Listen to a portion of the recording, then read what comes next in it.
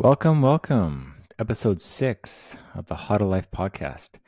I'm your host, Mike, and I cannot believe we're already on episode 6. This is really cool. I'm actually doing this thing, and so far it's been a lot of fun. But today, I will not be joined by my sister, Sandra. She's got a couple of kids that are sick and seemed like she needed a day off, so I'm going to tackle this one solo.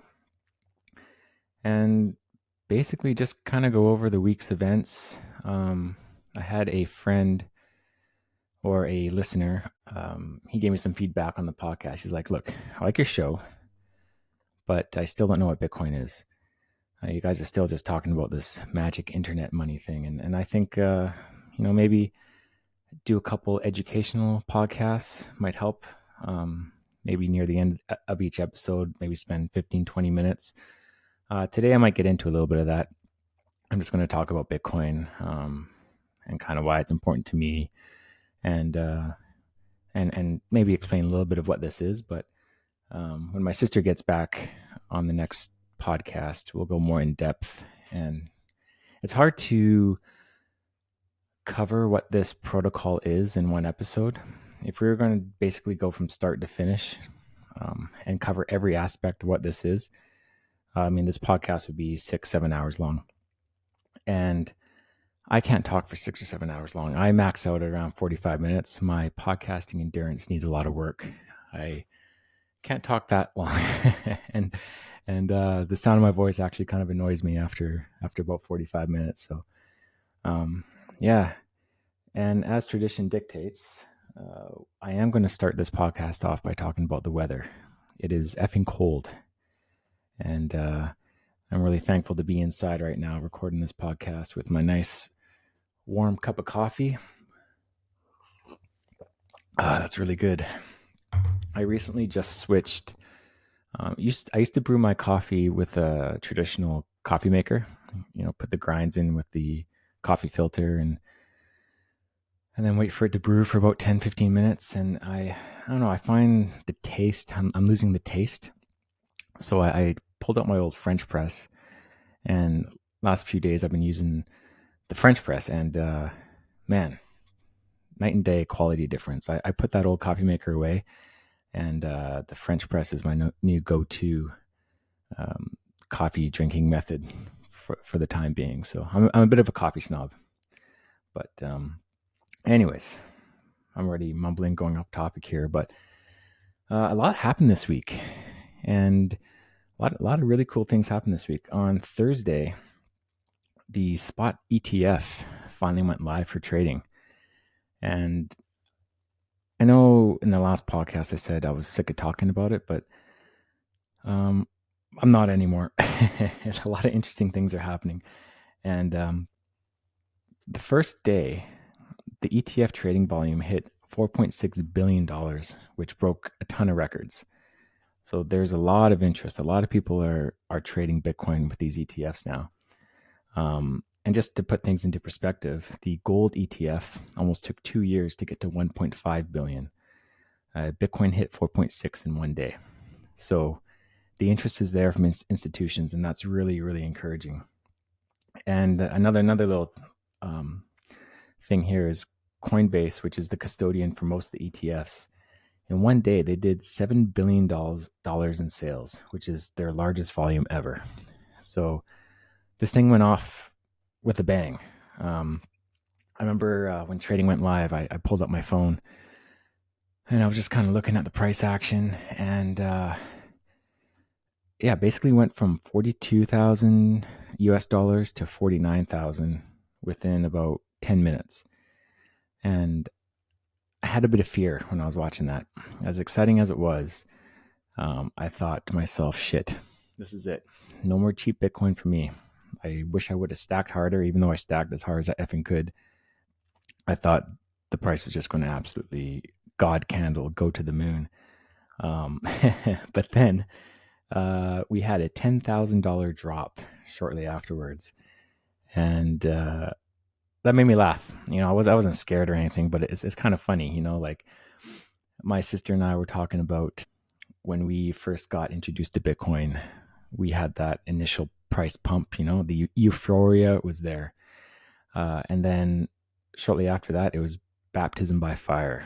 We we were basically buying the whole way down for about a whole year straight, just holding on by our conviction. And I'm glad I did it, but it's just fun to see all the Wall Street guys get dumped on day one, and it made me smile. It was funny, but and a lot of people are still panic selling their Bitcoin. It doesn't make sense to me.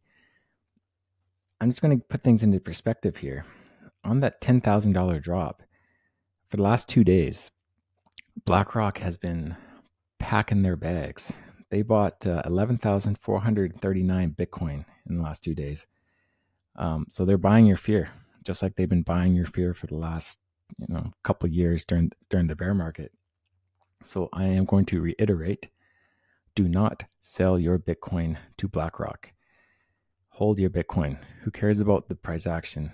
5%, 10% drop, 25% drop. It doesn't matter. Zoom out. In the long run, everything's going to be okay. As I'll explain later, Bitcoin is going to keep on producing block after block after block. Nothing can stop it. It's not hackable. It's the most secure, sound monetary system in the entire world. And don't be a sucker. Don't sell your Bitcoin. don't be scared. Because now BlackRock controls 482% more Bitcoin than El Salvador. And that's after 48 hours of this ETF. Imagine at the end of the year how that looks, how much Bitcoin these institutions and banks are going to own. Do not sell it to them. Hold it.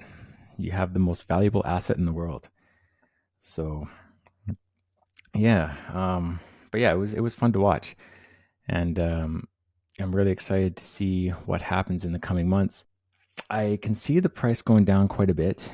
I know Grayscale has to sell a lot of their GPTC in order to convert that to the Bitcoin ETF. So it's going to put a lot of selling pressure. So I'm hoping to get some cheaper sats in the coming weeks. I'm going to keep my close eye on the price. I've kind of stepped away from dollar cost averaging. I'm more doing value cost averaging now. I'm pretty happy with my bag. So if the price does dump, I am going to go over to Canada Post and get my KYC free Bitcoin. Yeah, see how it goes. But remember, we have the Bitcoin halving, which we are going to discuss what that actually is in maybe this episode, maybe in a future episode. But the Bitcoin halving is coming up in less than 100 days. And now these institutions and banks and TradFi Wall Street investors now have an easier route to purchase this asset. They don't have to go through these shady exchanges anymore. They can just go to their banks, their institutions, and purchase it directly with the ETF. And let me tell you, when the Bitcoin halving happens and there's a supply shock and things get more scarce, there will be FOMO, not only from traditional crypto investors, but these Wall Street TradFi bigwigs. They're going to be feeling it too, and money is going to pour into these ETFs. And I can't wait. I can't wait to see what happens. I mean, I could be totally wrong. Just because we had in the last three halvings, we've had a significant price increase. But just because that happened 3 times already, doesn't mean the next one's going to be the same. But when I'm looking at the fundamentals and what's going on in the Bitcoin space, I can't help but be bullish. So, yeah, so I'm just basically going to talk about what Bitcoin is. Why do I care about this protocol so much? Why is it so important to me? And, the more I research Bitcoin, the more my relationship and my view on our current monetary system changes. So I'm just going to kind of go back in history here to 2008. So I'm sure, as a lot of you know, in 2008, I didn't really give a flying F about the monetary system, about the financial collapse that occurred. It wasn't important to me. I was too busy partying. I was too busy, just being a stupid teenager. So in 2008, there was a financial crisis.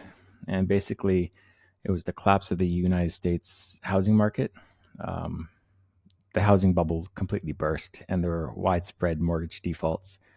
So the impact of that was there was massive losses from banks and financial institutions. I'm sure you heard of the Lehman Brothers collapsing, and there was a lot of panic and pain in the financial global markets. And early last year, you can remember in the United States there were a lot of bank failures, and a lot of these banks were insolvent. So there was a bank run; banks couldn't cover the bills, and the government had to bail them out. Same thing happened in 2008. So basically, governments issued a worldwide rescue package, and they had to print and just create a shit ton of money to stabilize the financial system. And the result of that was a severe global recession, widespread job losses. There are huge, long lasting impacts to the financial industry. And at that time, there were increased calls and scrutiny for regulatory reforms. So, what happened then is I'm sure a lot of you have heard of the term quantitative easing.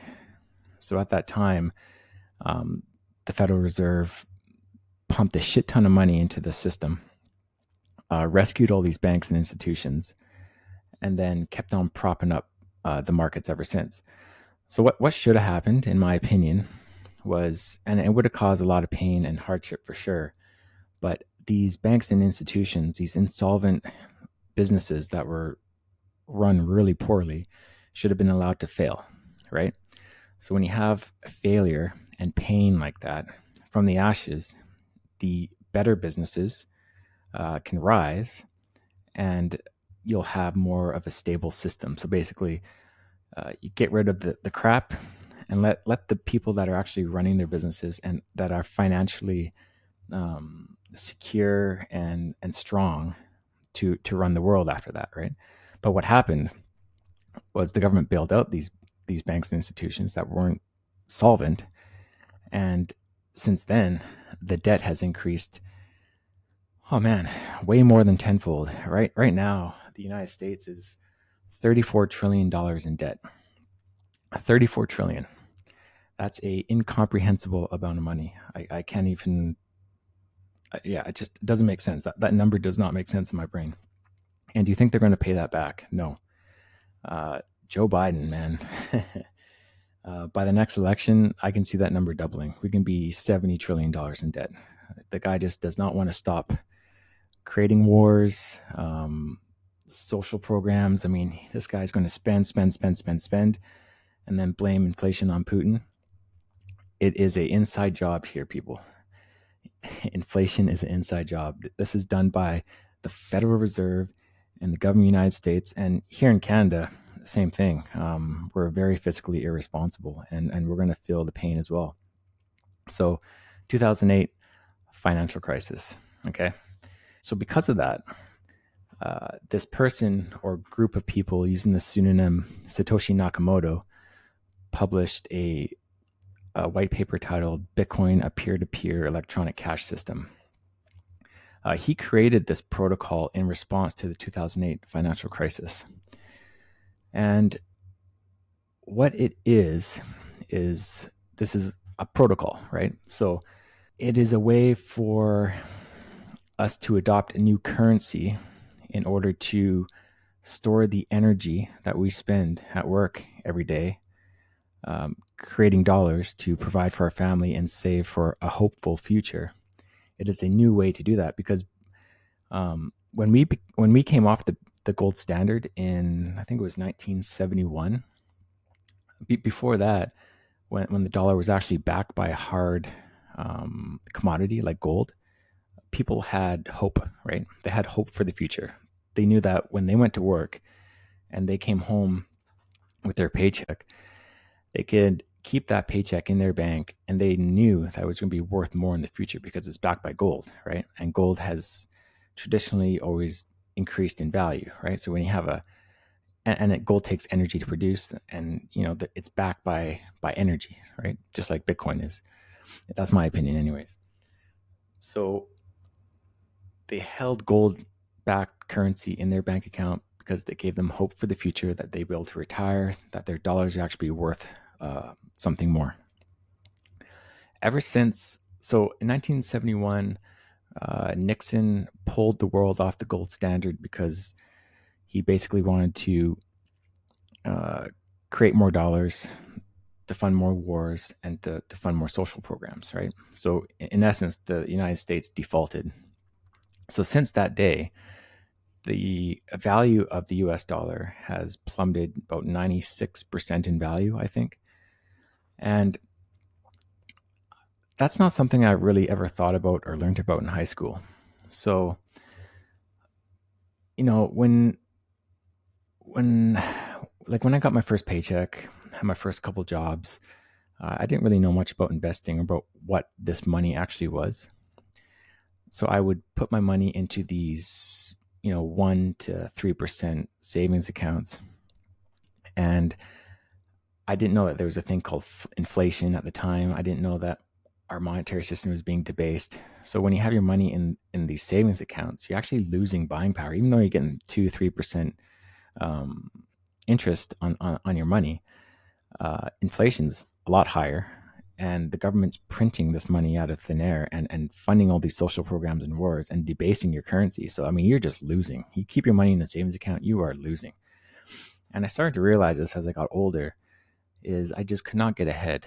I could not, I just had no goals. I never had enough money. I never had enough savings. And it's because things just kept getting more and more expensive because our money was getting more and more debased, right? So that kind of went off on a tangent there, but um, he created this protocol because human beings, we expend a lot of energy to create money so we can provide for our family and have a hopeful future, right? And by expending energy, I mean, like, I'm an electrician, okay, and I go to work every morning, and it's a hard job. I really enjoy it, but it's a hard job. I have to get up at 4 a.m. I start work at 6, and I'm working on these two towers right now. And I'm constantly going up and down stairs. I'm constantly pulling wire. I'm like, I work my ass off for 8 hours, and I expend a lot of energy, right? A lot of energy and a lot of time, and I should be able to invest that energy and time into a currency that's going to hold value, right?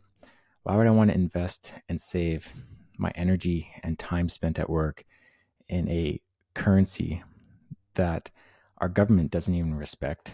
I mean, in the last, I think it was 2 podcasts ago, Miko and I talked about how between the United States, Canada, and Europe, something like $294 billion have been spent on the war in Ukraine alone that we know of. That's war money. That's money that we're funding death and destruction. Like, why would I want to save my money in that, right? So Satoshi Nakamoto created a currency backed by energy, and if you look at the white paper, you can see how this protocol works. I mean, it's just beautiful. Um, and it's going to wet my whistle here. Just give me a sec.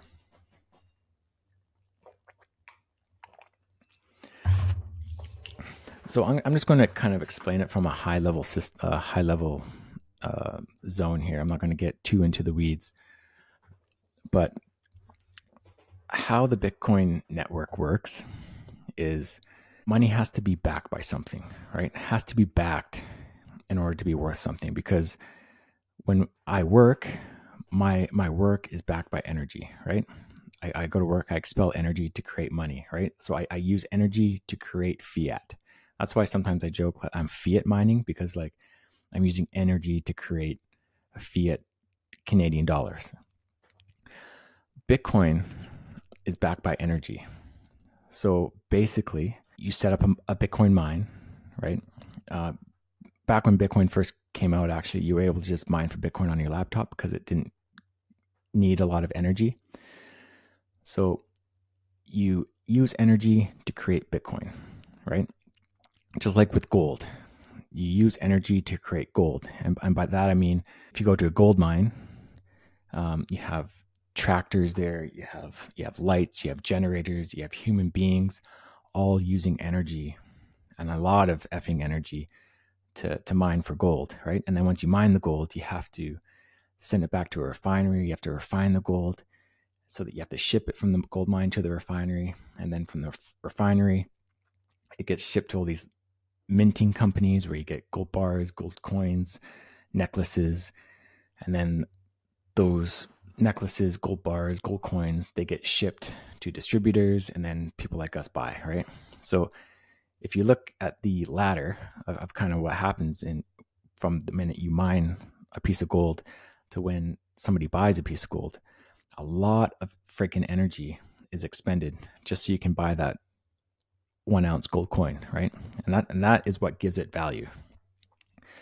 Our monetary system right now does not have any value because it is not. You don't need energy to create a $1 Canadian. All you need is a keystroke.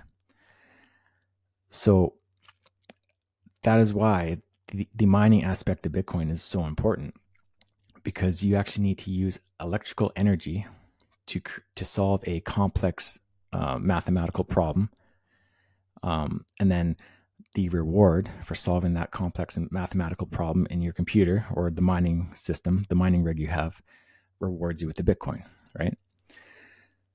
So basically, that's kind of what the white paper covers, and I'll go more in depth with that later. But people don't understand how you can just create currency from mining on your computer or mining with the S19 mining rig, right?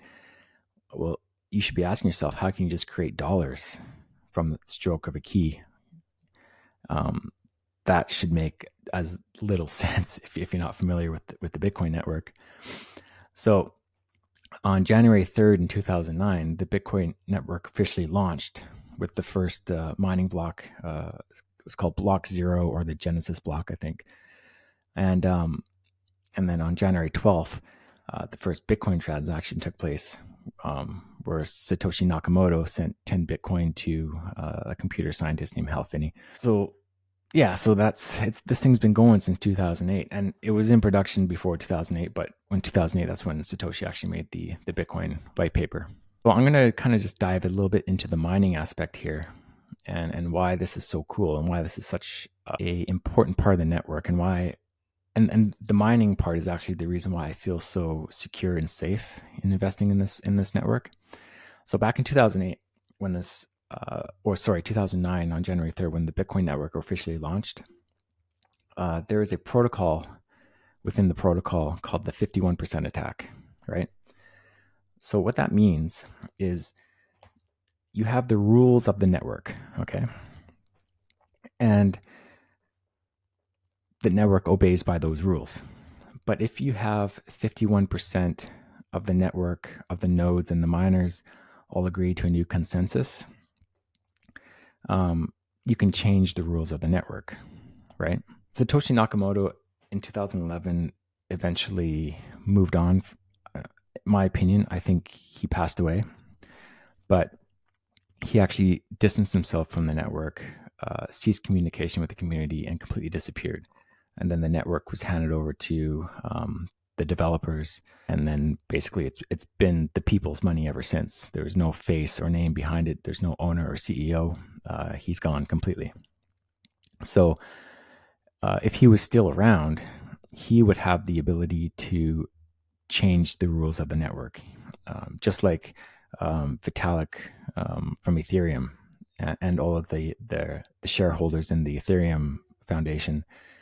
They can all vote and change the rules of the network, which is what they did last year. They changed it from proof of work, which is mining. Use energy to produce a block, to produce a Bitcoin, and then energy equals Bitcoin. So they changed it from proof of work to proof of stake, which is basically a Ponzi scheme. Those who hold the most Ethereum get to change the network. So if Satoshi was still around, I wouldn't invest in Bitcoin because I'd be investing in Satoshi, and I don't trust people, right? People should not be allowed to handle our monetary system because people are inherently greedy, right? So Satoshi is out of the picture. So now that Satoshi's out of the picture, I'm going to go back to this 51% attack, 51% attack rule in the network. So if 51% of the miners and nodes want to change the network, they can. And back in 2008, it would have been really easy because Bitcoin wasn't widely used by the world. And so say if there was like 100 nodes online, 100 miners online, 51 of those could have voted and changed the whole. They could have made the blocks bigger. They could have done whatever they want, and they would have ruined the Bitcoin network, right? So it's actually a miracle that 51% did not happen in the early days of Bitcoin. And that now, when you have more miners, I was looking at a chart earlier today, the hash rate, which is the amount of miners online, is going completely parabolic. There are more people mining Bitcoin today than ever before. It's basically a chart that goes 90 degrees up towards the sky.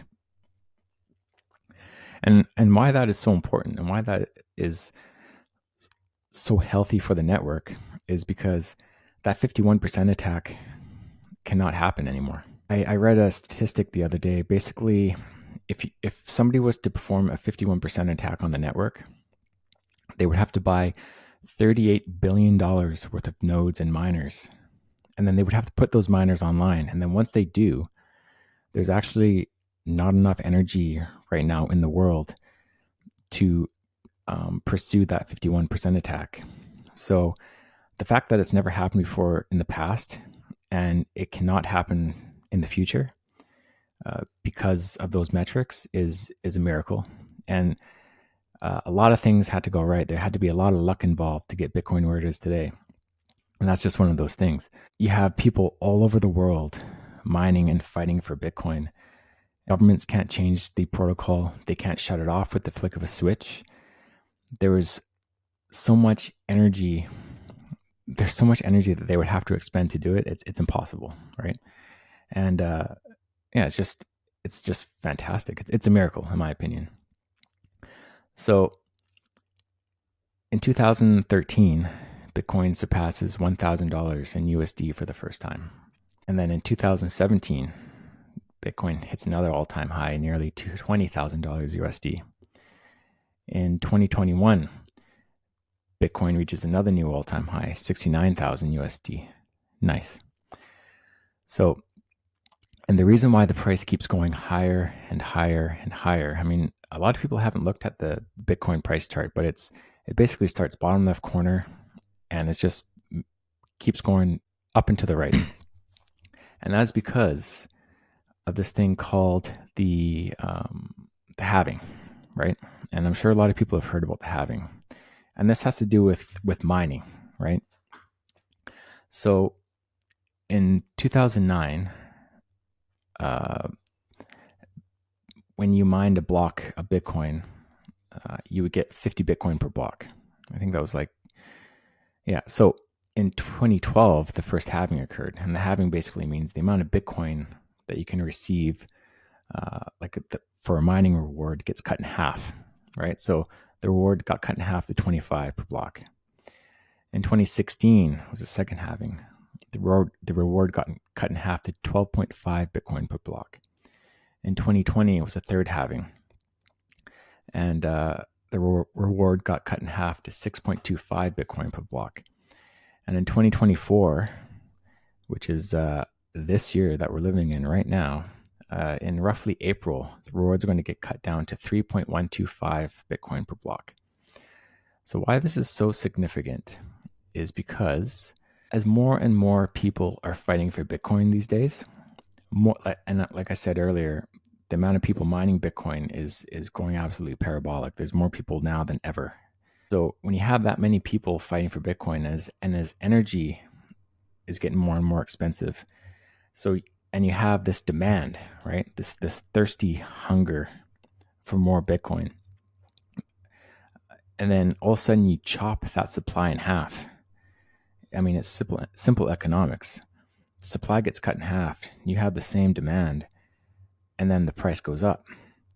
And then as the price goes up, you get people FOMOing and wanting to buy Bitcoin. So now the demand goes up even higher. And now you have the scarcity coming in play. Because one of the rules of the Bitcoin protocol is there will only ever be 21 million Bitcoin ever produced, period. Okay. As of 2024, when this Bitcoin halving occurs, Bitcoin will be more scarce than gold. It'll be the most scarce commodity in the entire world. Okay. And it's only going to get more scarce.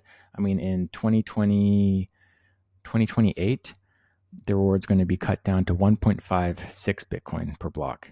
2032, 0.78 Bitcoin per block. 2036, 0.39 Bitcoin per block. And as you can see, we're going to be fighting over fractions of a Bitcoin in a matter of a decade. And demand is only going up. And you don't have to understand why people need Bitcoin or what the use case is. I mean, it shouldn't matter. As an investor or a saver, and you see these fundamentals, and the mining network is getting stronger and stronger. More people are mining than ever. More people are using the network than ever. All of a sudden, you have banks and institutions coming in this year. We're going to be fighting over for fractions of a Bitcoin. And then when you have a fixed supply, this is the only thing that has a fixed supply in our world. You have the ultimate scarce asset, right? So you can't create anymore. So what happens when there's no more Bitcoin left? I mean, the price is going to go parabolic, in my opinion. Not financial advice, of course, but that is my opinion. And it's only going to get worse as the halvings keep happening every 4 years. It's on a 4-year cycle. People are going to be fighting for these fractions of a Bitcoin, and it's going to be really cool to see. I'm really excited to see what happens this year after April. Now that we have institutions in, Bitcoin's becoming more of a household name, and yeah, it's going to be really, really cool. So yeah, now where do I go from there? I mean, yeah, I'm not really quite sure what else to cover. I mean, I hope that I've maybe embedded the idea or proved to you that, when people say Bitcoin is not backed by anything, that's the biggest lie ever. It's not backed by anybody, which is a good thing in my opinion, because look what's happening to our financial system. It's backed by the Canadian government. It's backed by the US government. It's backed by the European Union. And what do all these guys have in common is they cannot keep spending under control. They're always looking for a new crisis. They're always looking for something new to print and debase our currency, right? They're stealing from us when this happens. We're expending energy at work, and they're stealing from us just so they can fund their social agendas, right? So Bitcoin is not backed by anybody, but it's backed by energy. And what makes the world go around? How are you listening to this podcast right now? You had to plug your phone into the wall, and you had to charge your phone with energy that you pay for. That comes from a hydro dam in British Columbia that gets transferred across all these power lines all over the world.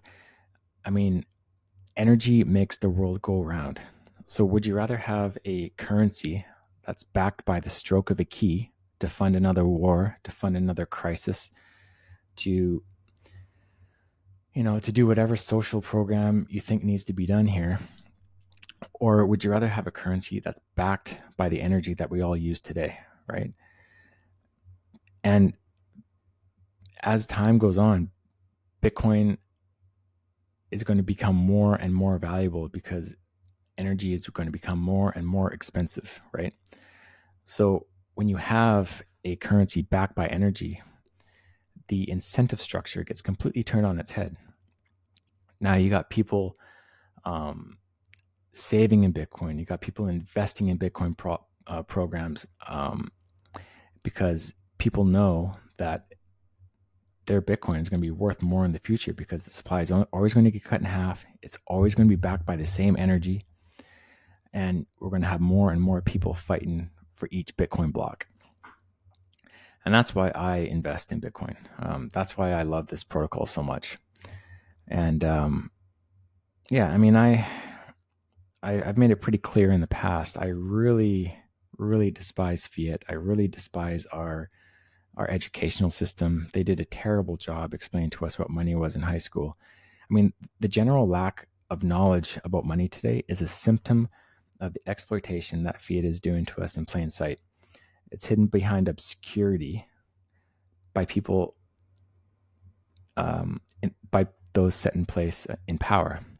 And the reason why it's so obscure is because the monetary system controls us, right? And then once we start understanding what this monetary system is, that's when people start waking up and fleeing from it, right? And I've completely fled from it. I don't give a flying fuck about our monetary system.